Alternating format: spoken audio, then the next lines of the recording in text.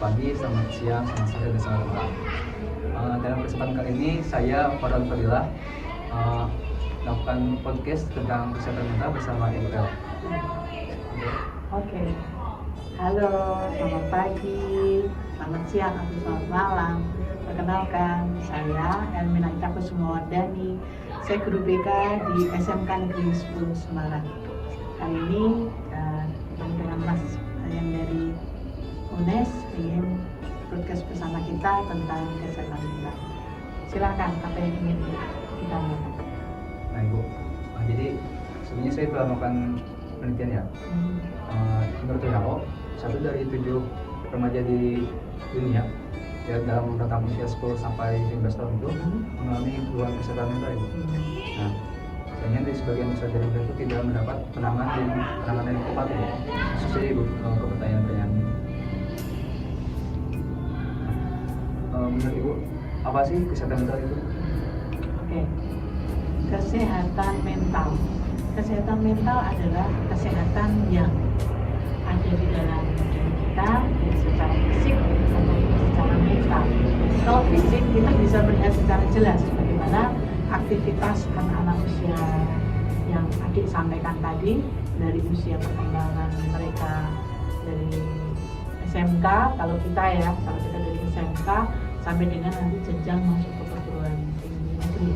Tentu saja dari beberapa pergaulan, dari beberapa aktivitas yang mereka lakukan, tentu saja sangat berbeda sekali, dan otomatis anak-anak ini sangat mereka bertumbuh, berkembang, terutama untuk mentalnya itu sangat riskan sekali jika mental itu bertumbuh tidak selaras atau tidak sejalan dengan aktivitas yang mereka lakukan.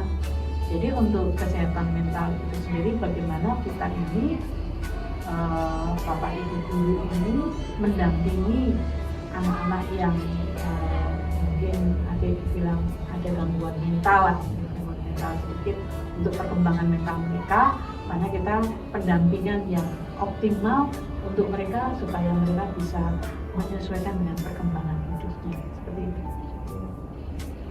Nah Ibu, kan dengan majunya perkembangan teknologi ini, pengetahuan soal kesehatan mental itu semakin maju juga gitu, berkembang juga. Namun ternyata di masyarakat mitos dan stigma itu masih bersebaran Ibu. Nah, bagaimana cara membedakan mitos tentang kesehatan mental dan menurut Ibu langkah apa yang sebaiknya yang dapat diambil untuk menghilangkan atau yang menghilangkan stigma buruk tentang pengidap kesehatan mental?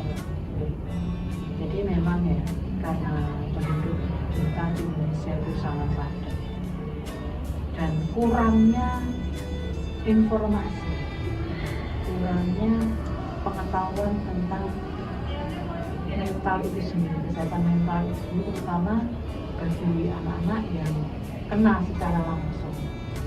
Karena mental anak-anak secara langsung kena itu bisa timbul dari keluarga yang kecil dulu, lihat keluarga, lihat orang tua, keberadaan ekonomi, lalu lingkungan sosial itu berdampak tentu sangat luar biasa sekali jika anak yang mulai dari perkembangan dia dari kecil, anak-anak tumbuh menjadi remaja, dan itu tidak dikawal dengan baik, terutama di keluarga, ya tentu saja pasti akan membuat luka ya, atau membuat luka di hati mereka.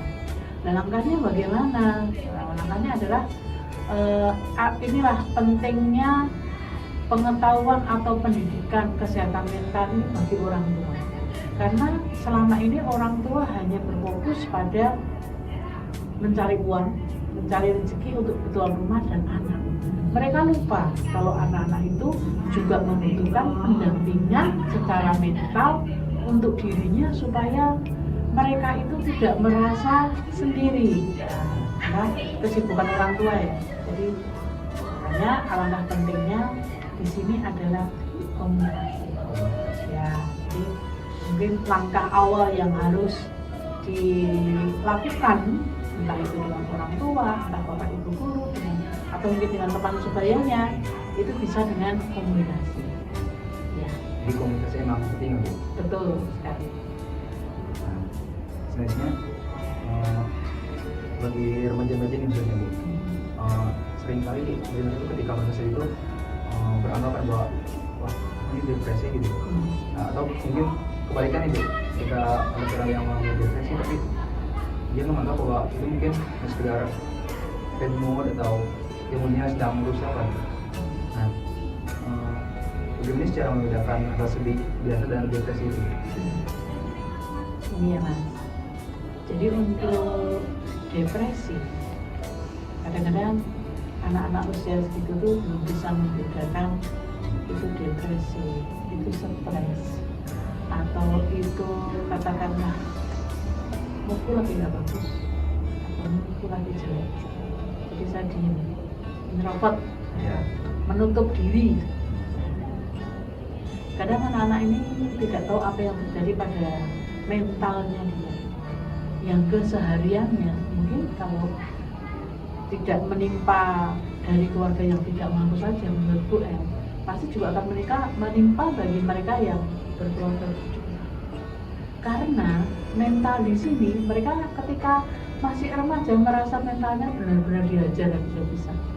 Contoh bagi yang tidak mampu, ketika anak ini menginginkan sesuatu yang tidak bisa dibeli, nah, itu juga akan berpengaruh terhadap mentalnya dia. Kenapa? Teman-teman saya pada bisa, kok saya nggak bisa? Akhirnya menyendiri, merenung, meratapi nasib, diam saja, nggak mau berbicara, nggak mau komunikasi dengan yang lain. Itulah yang nanti akan berdampak ke sana. Mungkin pertamanya stres, dipikir terus, itu kan akan jadi sebuah peningkatan jika tidak ada balance-nya. Akan jadi seperti itu. Nah, sedangkan anak yang tadi bilang apa sih? Depresi ya. Dia akan berpikiran keras karena di pikirannya, otaknya dia dengan yang di dalam hatinya itu kadang berseberangan. Tidak bisa bagaimana untuk ini orang tua saya gimana sih, ini anak nggak tanggung jawab, satu sisi berperan seperti itu dan satu sisi jadi di dalam sisi ini negatif yang ada pada dirinya ini keluar bercampur aduk di otaknya anak itu. Itulah ya berakibat depresi. Kalau hanya mood, kalau hanya pas keadaan memang tidak menginginkan atau keadaan itu tidak baik-baik saja, diam. Mungkin kalau anak perempuan nangis ya, nangis. Mungkin kalau ditanya pada saat itu dia akan diam, dia akan menjawab setelah. Nah, inilah hadirnya guru BK di sini menanyakan, mendekati, walaupun tidak saat itu berbicara, pasti besoknya atau suatu hari nanti mereka akan menyampaikan, saya seperti ini, keadaan saya seperti ini. Nah, itulah butuh sosok orang yang bisa membantu memecahkan masalah di dalam kehidupan remaja mereka. Seperti itu. Jadi kembali ke yang awal tadi, jadi peran orang tua tetap Betul, penting sekali untuk pertumbuhan anak tuh sangat penting. Nah, terkait ini Bu, kan perkembangan zaman tadi semakin pesat. Begitu juga dengan pengetahuan soal kesehatan mental.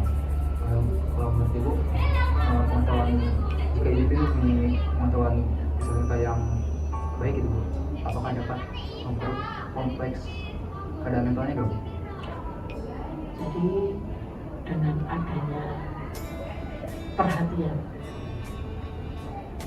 kalau di sekolah ya dengan guru BK-nya atau dengan guru asuhnya atau mungkin dengan wali kelasnya, kalau di rumah dengan orang tua atau dengan saudara, tentu saja kalau mereka komunikasi efektif pasti itu akan memberikan dampak yang efektif pula.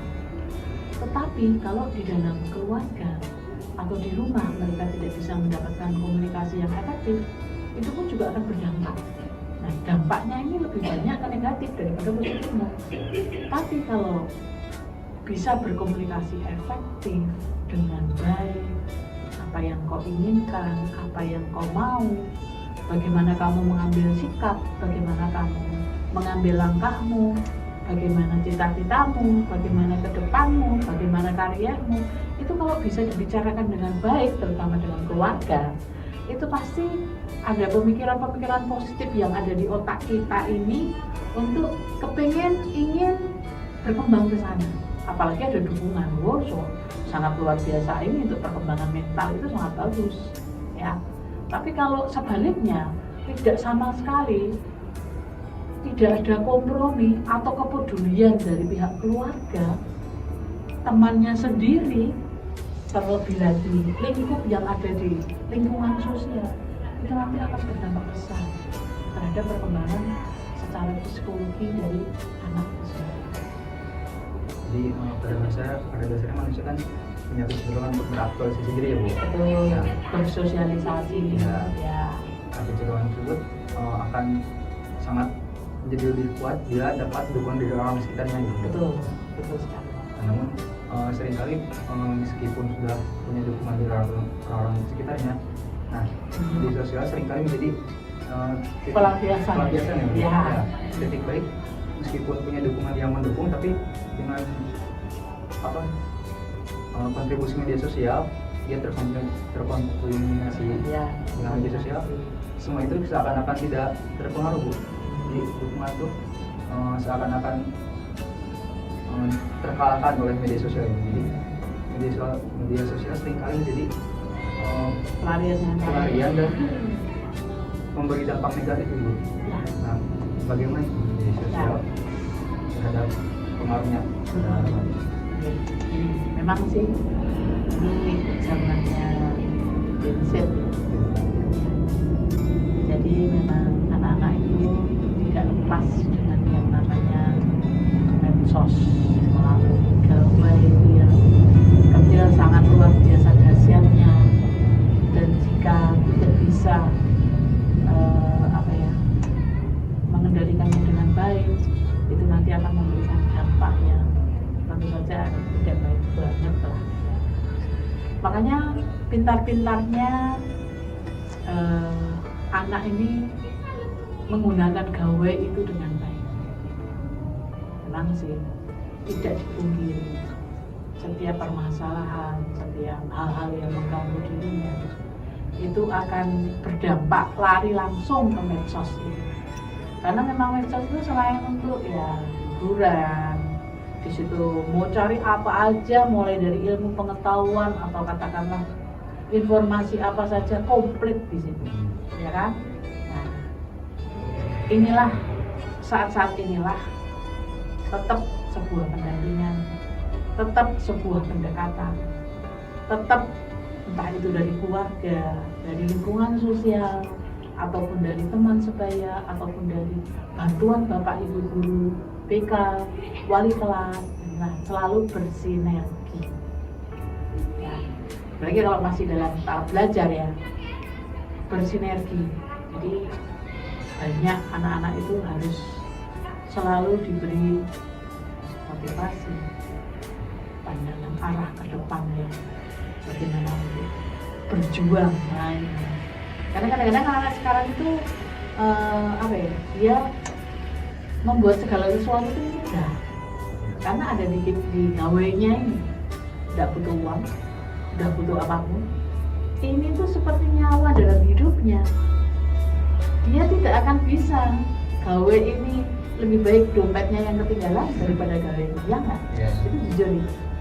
Tanpa gawe hidupnya tuh seakan-akan sudah hilang separuh. Nah, cerdaslah dalam menggunakan gawai. Karena gawai ini, dengan gawai itu kita bisa cari duit nih di sini, ya kan? Bisa cari duit ini tanpa harus bersusah payah, tanpa harus capek-capek. Gawai itu bagi mereka yang memang benar-benar pintar menggunakan gawai itu. Ya. Jangan sampai gawai itu merusak mental kita. Jangan sampai gawe ini membuat kita ini dibuat buruh oleh gawe, ya kan? Yeah. Harusnya gawe ini kita yang mengendalikan, karena apapun ada di sini kita bisa mengendalikannya dengan baik. itu kembali lagi ke diri kita. Ya harapan Bu Elsie anak-anak ke depan sudah tercerahkan. Ya, selain mereka ibadah, kan ibadah pasti HP akan ditaruh. Nggak mungkin main ibadah mengharap bulan habis. Sekarang zaman canggih, nggak perlu harus bawa Al-Quran kemana-mana. Cukup buka aja Al-Quran ayat berapa, sudah ada. Mau buka Alkitab ayat berapa, sudah ada. Mau cari ilmu pengetahuan tentang apa, sudah ada. Mau permainan seperti apa, sudah ada. Mau kita yang buruk pun, mungkin adik dengar judul ya, ya yang sekarang itu juga berpengaruh terhadap anak-anak yang usia. Karena banyak kok mas yang positif, anak-anak yang usia walaupun mereka main judul, mereka nyalangin duit tuh mas, walaupun dalam bentuk dagang ya, tapi mereka nyalangin uang, itu diuangkan ketemu duit. Nah, apa gak keren nih mereka anak-anak ini yang memang mereka bisa mengendalikan gawenya ini pada diri, bukan gawenya yang mengendalikan kita, tapi kita yang mengendalikan gawe. Itu yang bisa Bu El sampaikan. Jadi penggunaan gawe itu kan memang banyak sisi positifnya juga ibu. Ya. Cuman bila dari kitanya dikendalikan oleh gawe tersebut banyak sisi negatifnya. Betul. Nah, jadi beberapa tahun kebelakang kan ada pandemi ibu. Nah, jadi penggunaan gawe itu tentunya tidak bisa dihindari. Kan mulai dari kerja, sekolah, semuanya menggunakan gawai. Nah, jadi selama masa pandemi itu ada gak perubahan yang terhadap kesehatan mental remaja dengan penggunaan gawai selama pandemi? Ada. Dulu sebelum pandemi, belum begitu HP merebak ya. Anak-anak masih mempercayakan mengerjakan tugas dengan manual. Ini iklan, entah bikin apa, itu mereka masih ada. Sejak COVID, karena penyakit itu yang tanpa kasat mata ya, tapi jelas menimpa seseorang dan seseorang itu fatal akibatnya. Akhirnya pembelajaran dilarikan dengan menggunakan Google Class dan harus melalui gawai. Nah, dari situlah perubahan terjadi. Anak yang di tempat fokus terhadap gawai,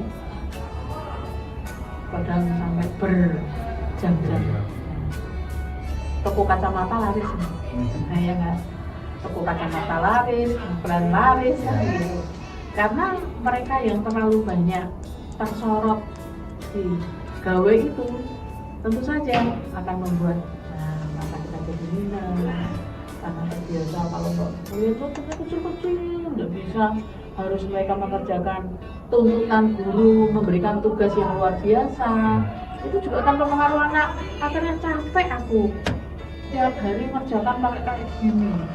Karena kayak gitu perubahan mereka. Terus mereka kadang jadi apatis. Ya, mereka malas. Dolanan game. Nah kan, kerjanya nanti dulu karena capek. Tapi ada juga sih anak-anak yang sangat senang justru pakai kayak gitu, karena kesempatan untuk membuka ilmu pengetahuan ini luas banget. Ketika diberi tugas, dibuka jelas sekali keluar, ternyata seperti ini toh, saya baru tahu. Penasaran lah saya, mengerjakan lagi, membuat pekerjaan itu lagi, ini kita cara itu baru tahu. Ini anak-anak yang memang suka ilmu pengetahuan ya, tanpa diperintah atau tanpa ini pun mereka sudah sangat senang banget. Nah itu perbedaan yang sangat kelihatan jelas. Anak yang positif mungkin cenderung dia akan luar biasa dan dia akan mengerjakan tugas itu bahkan langsung, oh ini seperti ini, oh ini seperti ini, buka aja di situ sudah ada komplit lengkap dengan rumusnya. Tapi bagi anak-anak yang malas, nah itu tadi kan udah keasikan penggunaan gawe itu tadi. Nah mereka beralih lah, jadi tugas tidak selesai, beralih ke yang lain. Ketika dituntut akhirnya dengar ternyata tugasku banyak yang belum dikerjakan. wah capek aku ngene iki modele, beli kuotanya cepet habis, boros. Jadi dua sisi ya. Yang satu positifnya melejit, Betul. yang satu lagi turun ke bawah. Down. Ya. Karena ya itu tadi tidak bisa menempatkan gawe dengan baik. Ya. Nah kan tadi kita memahami tentang self-financial dan faktor-faktor yang mempengaruhi kayak faktor keluarga dan faktor penggunaan media sosial juga. Nah, selanjutnya kita membahas tentang solusinya, Bu. Oke. Nah, jadi ada yang namanya resiliensi mental, itu apa ini? Resiliensi mental. Jadi bagaimana anak-anak muda ini bisa berkontribusi terhadap perkembangan pada diri mereka dengan mungkin bisa melalui kegiatan ekstra, mungkin bisa juga melalui beberapa hal yang membuat mereka, mental mereka itu bisa kembali seperti seusia mereka dengan aktivitas yang tentu saja aktivitas yang positif, entah dilakukan dengan kelompok atau beberapa organisasi yang memang mendukung untuk perkembangan mental mereka menjadi lebih baik. Karena untuk bisa mengendalikan mental itu dengan baik, mereka memang harus bergerak, harus berusaha, harus mau. Jadi harus mau, jadi tidak cenderung pasif ya, tapi aktif. Bagaimana mereka bisa aktif dengan temannya, aktif dengan lingkungannya, aktif dengan mereka berkontribusi ya, bisa berkontribusi mungkin di keluarganya, entah itu di lingkungan masyarakat, mengikuti kegiatan pemuda di RT atau kayak Karang Taruna kayak gitu ya, atau aktif di lingkungan sosial, atau kalau di sekolah ya melakukan kegiatan ekstra.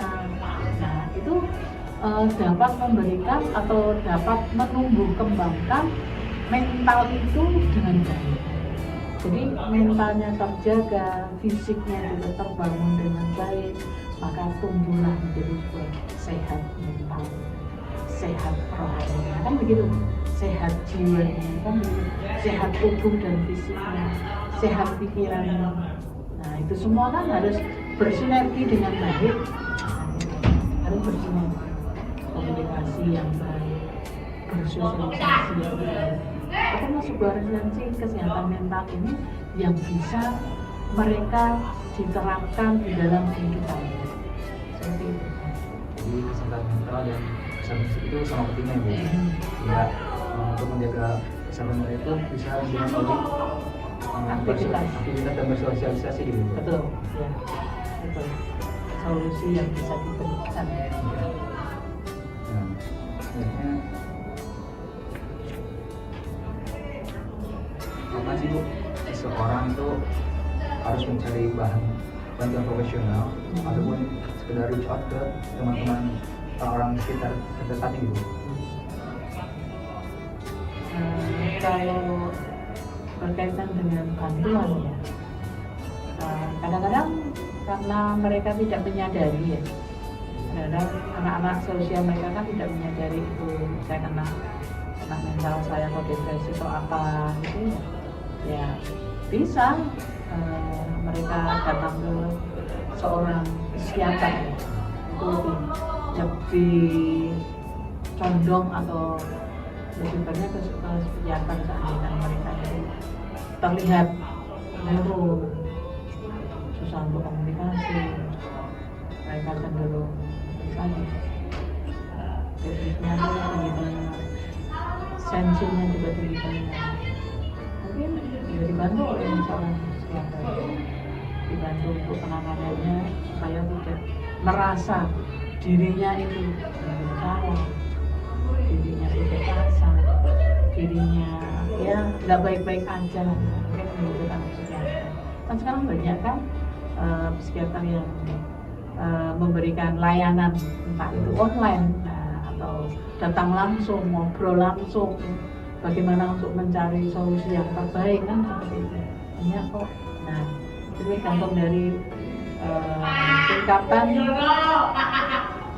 depresi yang terjadi pada anak. Nah, bagi orang tua yang memang kalau tidak bisa penanganan secara maksimal, mungkin ya bantuan dari psikiater ini yang bisa diambil. Dari Ibu ada tips buat teman-teman buat bagaimana sih cara menjaga kesehatan mental yang bisa dilakukan secara praktis oleh diri sendiri. Oke. Jadi untuk adik-adik remaja di mana saja berada ya, selalulah komunikasi dengan baik ya. Bangunlah komunikasi. Memang sih dulu waktu kecil kita biasa, mah, pak, gimana kalau kak, gimana dek, seperti ini atau teman-temannya. Tapi ketika usia perkembangan ini berlanjut, pasti kan ada rasa malu pada diri kita. Ngomong gimana ya, saya kok nggak enak ya. Nah, bangunlah komunikasi itu dari awal. Dari hal-hal yang nggak penting ya, hal-hal yang mungkin dianggapnya biasa, itu bisa dipertanyakan, kak, aku ini bisa ya kak? Mama, boleh nggak kak ngobrol sebentar? Aku pengen gini mah. Atau dengan papahnya, pak, apa nak? Nah, saya yakin dengan komunikasi secara langsung atau mungkin kalau tidak bisa bertemu langsung, berkomunikasi lagi WA, WhatsApp, lagi apa, mah ganggu mbak, misalkan kak aku gimana, ganggu mbak, Beta kamu gimana, yuk aku pengen ngobrol nih, kita ngopi yuk, kita ngobrol yuk. Nah, dengan komunikasi itulah ya, komunikasi efektif itu bisa memberikan solusi yang bisa perkembangan anak itu bisa sejalan selaras. Selain komunikasi yang efektif, aktif di kegiatan-kegiatan yang membangun secara fisik, ya, entah itu kegiatan sosial, entah itu kegiatan yang ada di lingkungan tempat ibadah kalian.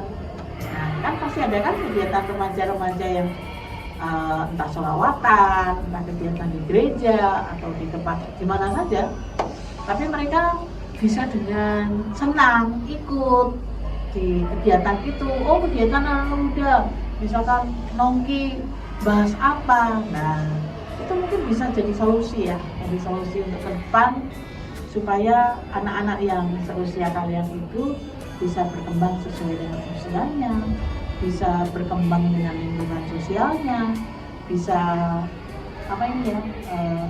membangun, jadi membangun diri pada diri personal anak tersebut menjadi cita-cita dan harapan orang tua ini ke depannya supaya bisa menjadi semangat ya anak-anak muda, semangat remaja yang menuju ke arah dewasa. Gunakanlah waktumu dengan baik, belajarlah dengan tekun, dan jangan putus asa. Oke? Terima kasih. Sangat arti banget gitu. Ya, semoga teman-teman di sana dapat menjaga kesehatan mentalnya ya, mencapai potensi terbaik dari dirinya.